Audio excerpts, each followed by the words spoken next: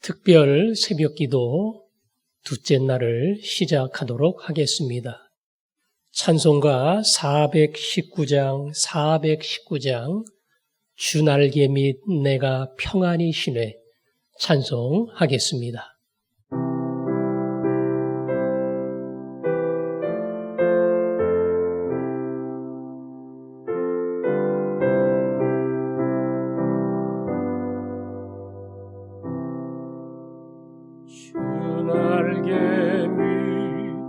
내가 평안히 쉬는 밤 깊고 비바람 불어쳐도 아버지께서 날 지켜주시니 거기서 평안히 쉬리로다. 주 날개 밑 평안하다. 그 사랑 끈을 자니뇨. 주 날개 밑 내 쉬는 영혼이 거기서 살리. 주 날개 밑 나의 피난처 되니 거기서 쉬기를 원하노라.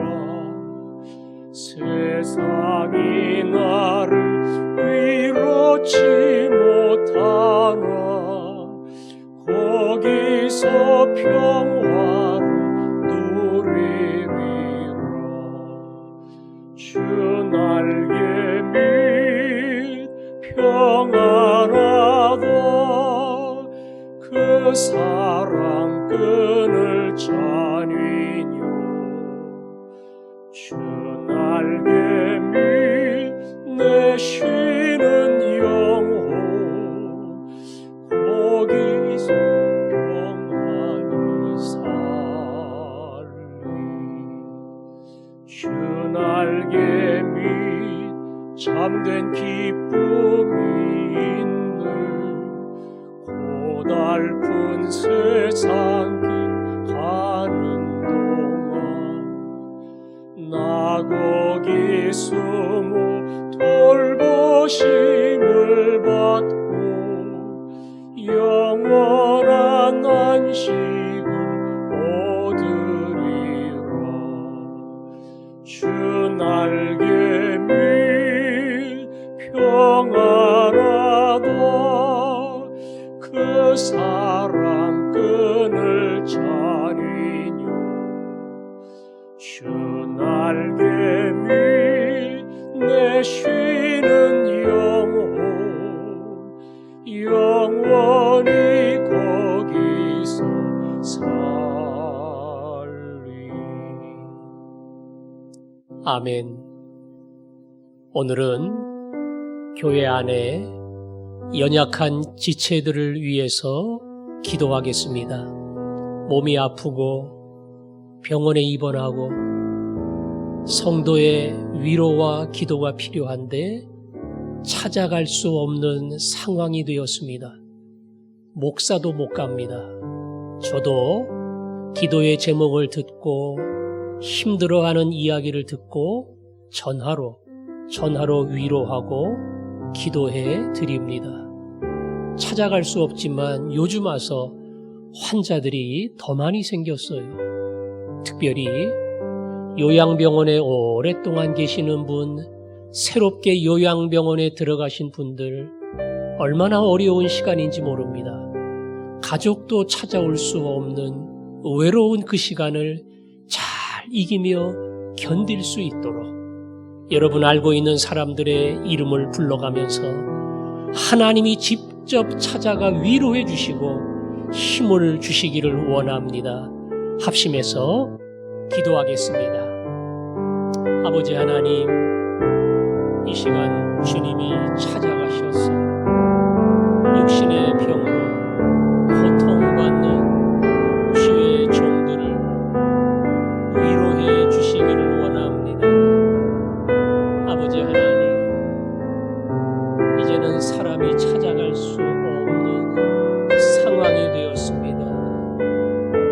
목사도 마음대로 병문안할 수 없고 위로하고 기도할 수 없지만 모든 공간을 뛰어넘어 일하시는 하나님의 능력이 거기서도 나타남을 믿습니다.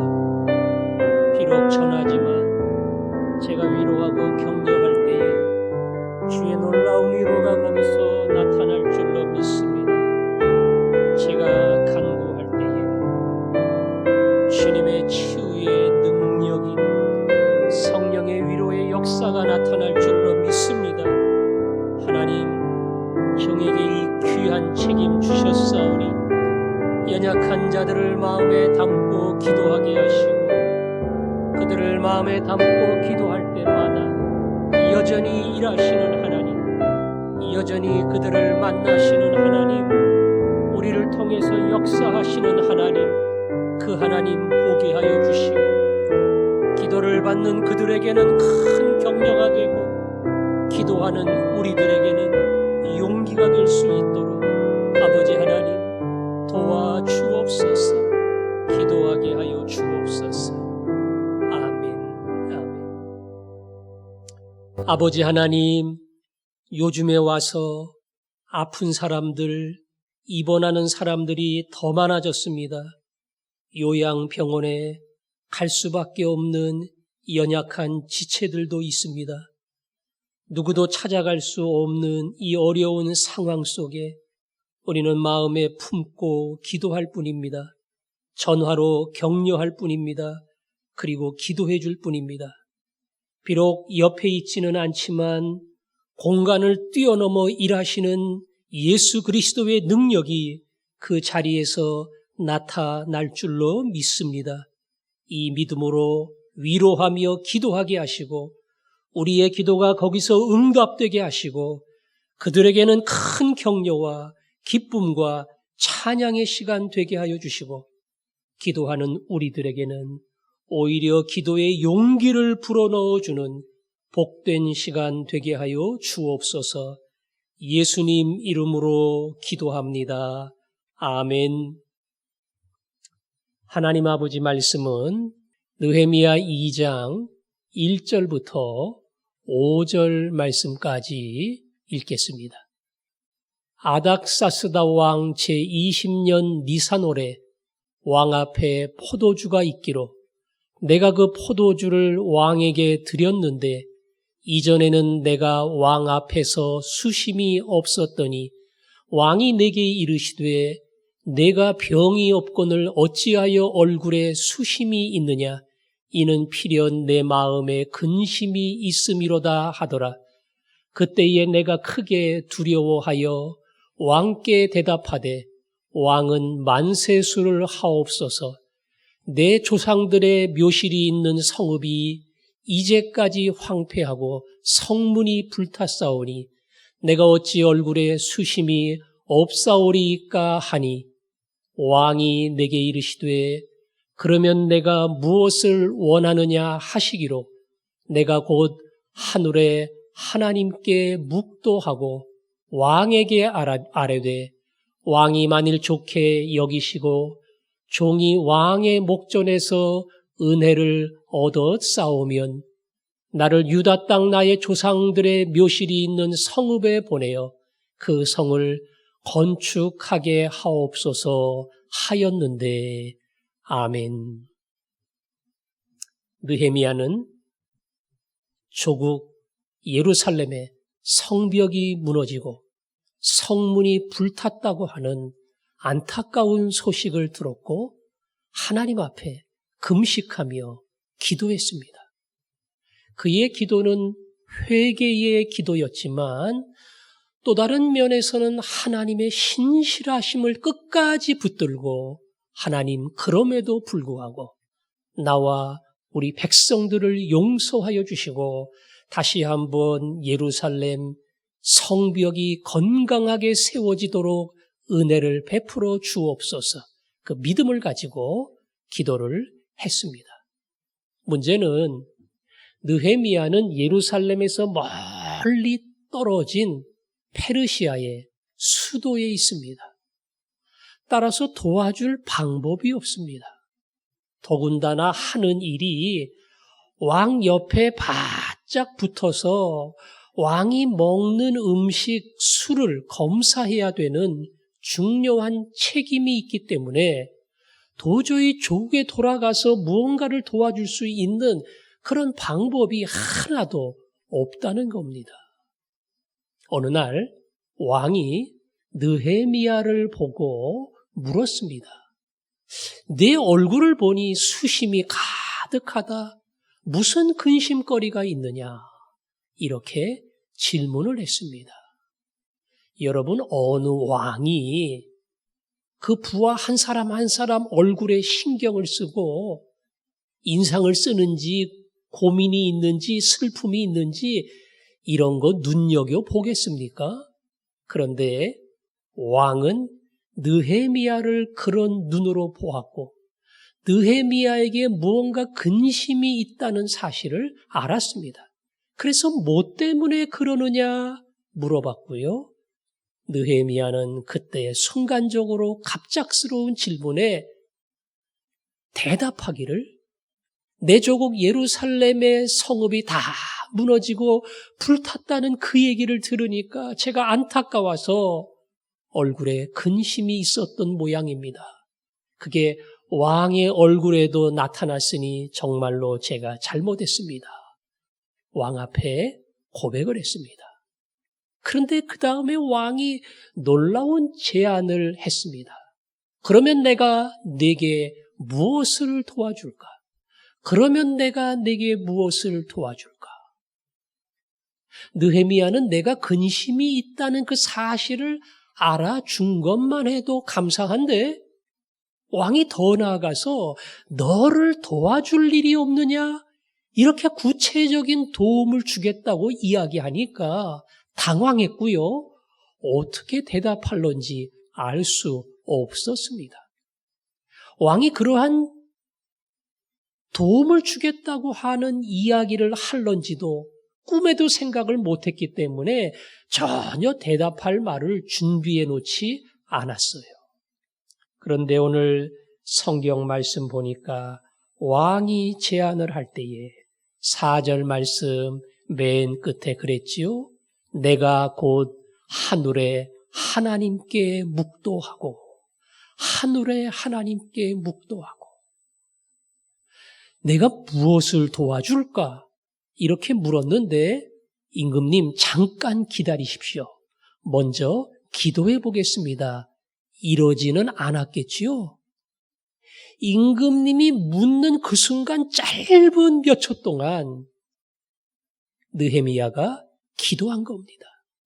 임금님이 지금 나를 돕겠다고 하는데 하나님 지혜를 주셔서 정말 내가 필요한 예루살렘 성을 세워가는데 도움이 될 만한 바로 그 필요사항을 깨닫게 하시고 구하게 하여 주옵소서. 그 짧은 시간에 기도했어요. 그 짧은 시간의 기도로 말미암아 하나님이 그에게 특별한 필요를 깨닫도록 지혜를 주신 겁니다. 여러분, 우리가 무슨 일을 할 때에 대처하는 방법이 당장은 내 생각입니다. 내 판단입니다. 내 방법입니다. 그걸 가지고 우리는 일을 처리합니다.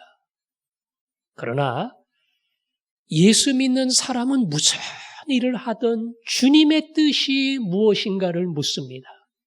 그리고 이 상황에서, 이 형편에서, 이 시련 가운데 내가 어떻게 하기를 주님이 원하시는가 항상 이 생각을 해야 돼요. 따라서 기도해야 됩니다. 그게 짧은 몇 초든 몇 시간이든 몇 날, 몇 달을 기도하더라도 주여, 주의 뜻을 깨닫게 하시고 주님의 마음을 알게 하시고 그 주님의 마음에 따라 말하고 행동하도록 저는 두 번째 서게 하여 주옵소서. 우리가 그 마음으로 나아가 먼저 엎드려 기도할 때에 나아갈 길을, 깨달을 바를, 할 말을 하나님께서 우리에게 넣어주십니다.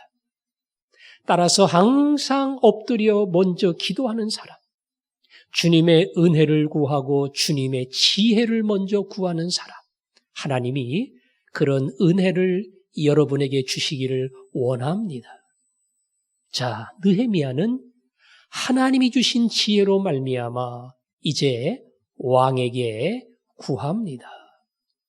임금님, 저를 제 고향 예루살렘으로 보내셔서 거기에 무너진 성벽을 재건하는 일에, 불탄 성문을 다시 세우는 일에 제가 봉사할 수 있게 해주십시오. 왕을 떠나게 해달라는 겁니다. 왕 옆에 느헤미야가 없으면 안 됩니다. 그런데 왕이 흔쾌히 허락을 해줬어요. 그래, 가라. 가긴 가는데 언제 갔다 언제 올 거야. 가능하면 빨리 갔다 빨리 와라. 느헤미야에게 특별한 휴가를 줬고요. 그 다음에 느헤미야가 실제적인 필요를 두 가지 구했는데, 하나는 임금님, 제가 갈 때에 이 먼 길을 가야 합니다. 그 가는 길목길목의 지역을 다스리는 총독들이 있는데 그 총독들에게 명령을 내리셔서 제가 가는 길을 막지 않고 통과할 수 있도록 허락해 주십시오. 두 번째는 살림을 담당하는 감독, 살림청장이죠. 살림청장에게 지시를 내려서 그 성곽 재건에 필요한 모든 목재들을, 성문에 필요한 나무들을, 그리고 제가 살 집에 필요한 그 모든 재료들을 제공할 수 있도록 도와주십시오. 이렇게 구체적인 부탁을 드렸습니다. 왕이 그 이야기를 듣고 허락해 주었고, 느헤미야와 일행은 예루살렘까지 아무 막힘 없이 편안히 갈 수 있었고, 모든 필요한 목재까지 약속을 받아서 거기 가서 나무 구하느라 애쓰지 아니하고 바로 재건 작업에 착수할 수 있었습니다. 그뿐 아니라 그들을 호위하고 지켜주도록 왕이 군대까지 붙여주셔서 그 군대까지 거느리고 예루살렘을 향해서 갈 수 있었습니다. 하나님이 지혜를 주실 때에 오늘 이 상황 속에서 당장 내게 필요한 게 무엇인가? 그리고 내가 무엇을 위해 기도해야 되는가? 그리고 나는 무엇을 해야 하는가? 하나님 앞에 내 역할이, 내 의무가, 내 책임이 무엇인가 하는 것을 바르게 깨닫고 그 길을 향해 갈 수 있게 된 겁니다. 코로나로 많은 분들이 경제적 어려움을 겪고 있습니다. 특별히 장사하시는 분들이, 혹은 직장에서 직장의 수익이 줄어서 월급이 줄고 심지어 퇴직해야 하는 분들이 이 코로나에 아주 치명적인 타격을 받았습니다. 이거 어떻게 합니까? 이런 시련과 위협 속에 우리가 할 수 있는 거 무엇입니까? 경제적 수입이 줄었을 때에 얼마든지 불평하고 원망할 수 있어요. 그러나 그 안에서 우리는 절약을 배우고 검소한 삶을 배우며 더 나아가 인내를 배우고, 그렇지 더 많으면 좋아, 그러나 사람이 떡으로 사는 것이 아니고 하나님의 말씀으로 사는 것이지, 이것을 깨닫게 하시는 또 다른 특별한 은혜가 거기에 있습니다. 그래서 오늘의 이 위기는 이 시련은 그냥 내 인생의 큰 고난으로 손해로 끝나는 것이 아니라 그 위기 앞에서 내게 주신 내가 붙잡아야 될 내 필요, 깨닫지 못했던 내가 알아야 될 그 자리, 하나님은 그리로 이끌어 가십니다. 가지고 있을 때는 몰랐어요. 누리고 있을 때는 몰랐습니다. 그러나 가지고 있던 것을 빼앗겼을 때에, 누렸던 자리에서 내려왔을 때에 우리는 그때 믿음을 배우고, 우리는 그때의 인내와 그리고 이 돈과 재물로 사는 것이 아니고 나는 하나님으로 사는 것이구나, 이걸 절실히 깨닫는 시간이 됩니다. 혹 여러분 삶의 어려운 순간에 있습니까? 그게 경제적인 어려움이든 아니면 여러분이 개인적으로 당하는 특별한 어려움이든 무슨 어려움이든 간에 주여 저로 인내를 알게 하시고 이 자리에서 믿음을 깨닫게 하여 주시옵시고, 더 나아가 오직 예수, 오직 하나님으로 산다고 하는 이 위대한 진리를 깊이 깨닫게 하여 주옵소서. 이것이 기도가 되고 이것이 응답이 될 수 있기를 원합니다. 느헤미야는 그렇게 하나님 앞에 내 필요를 정확하게 이야기했습니다. 그리고는 모든 사람들을 이끌고 편안하게 예루살렘 성에 도착을 했어요. 도착하고 3일 만에 현장 시찰을 갔습니다. 그것도 밤에 아무도 모르게 몇몇 측근들을 데리고 조용하게 예루살렘 현장을 살폈습니다. 탁상 공론이 아니고 직접 그 현장, 어렵고 무너졌고 불탄 그 현장을 자기 눈으로 보고 몸으로 체험하고 그 현장을 말 그대로 직접 자기가 분명히 알 수 있도록 그 현장에 발을 딛고 사태를 파악을 한 겁니다. 그래서 돌아와 백성을 이끄는 지도자들을 모아놓고 우리가 성벽을 세우자, 이렇게 그들을 향해 외칠 때에 느헤미야의 외침은 그냥 듣는 소리 가지고 외친 거 아니에요. 남들이 그렇다니까, 어렵다니까, 위기라니까 그런 것보다 그렇게 외친 거 아닙니다. 내가 봤습니다. 내가 그 자리에 있었습니다. 그 아픔을, 그 절망을 내가 직접 목격을 하고 체험을 했어요. 그래서 입술의 말이 아니라 가슴 속에서 나오는 그런 외침이 느헤미야에게 있었던 겁니다.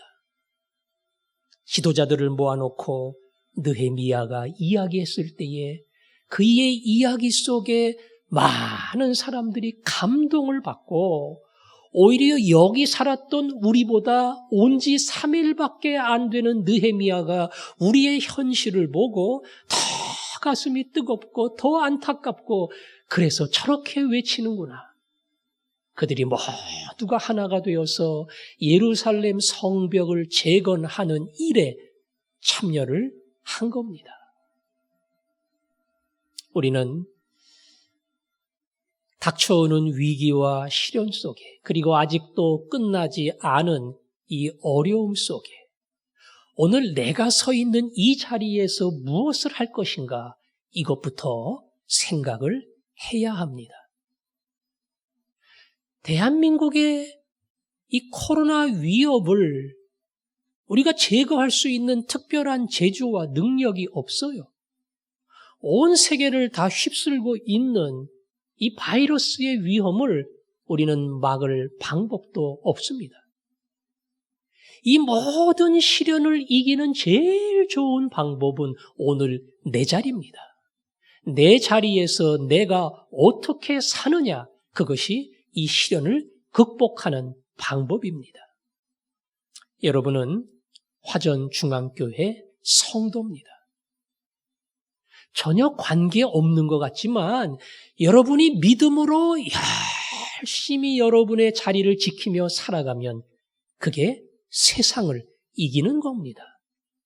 코로나와 관계없는 것 같지만 여러분이 온 힘을 다해서 기도하고 온 힘을 다해서 예배하고 기회가 주어지면 이곳에 한데 모여서 온 마음을 다해서 하나님께 예배하고 나아갈 때에 그것이 세상을 이기는 방법이라는 겁니다. 실제적으로 밖에 나가서 여러분이 할 수 있는 방법은 여러분의 자리에서 여러분에게 주어진 일에 최선을 다하는 겁니다. 직원으로 있습니까? 회사가 어렵습니까? 관계없어요.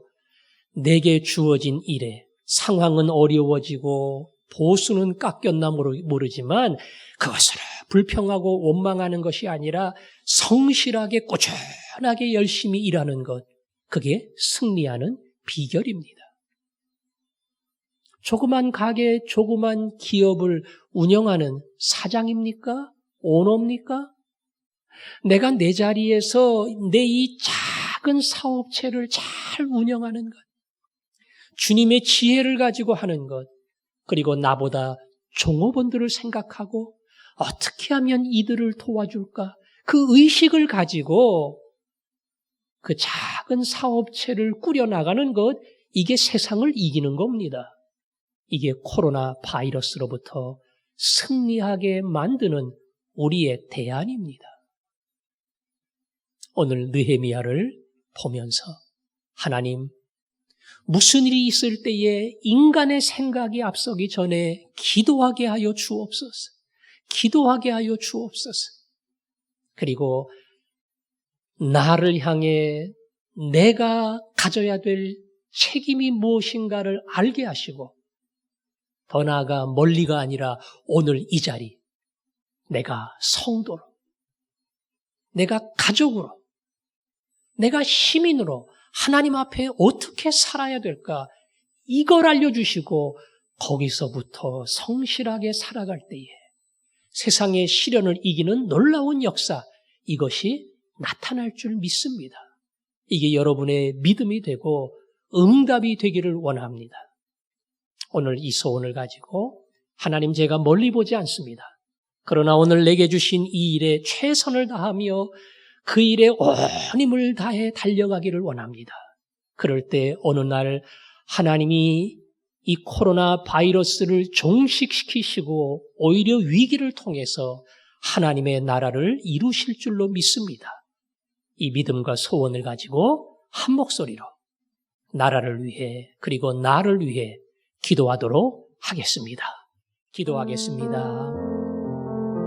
아버지 하나님, 나라를 붙들어 주옵소서. 코로나의 위협으로부터 이 나라를 건져 주옵소서. 세계 열방 도처에 퍼지는 이 감염으로부터 인류를 건져 주시기를 원합니다. 서 있는 그 자리에서 내가 할 일이 무엇인지를 알게 하여 주시오. 아버지, 그것을 알기에 제가 목사로 부끄러움이 없게 하여 주시오. 아버지로 남편으로 바른 자리에 서게 하여 주옵소서. 그리고 이것이야말로 세상을 이기고 바이러스의 감염에서 승리하는 길임을 알게 하시고 조금도 후회함 없이 이 길을 달려가는 종이 되도록 하나님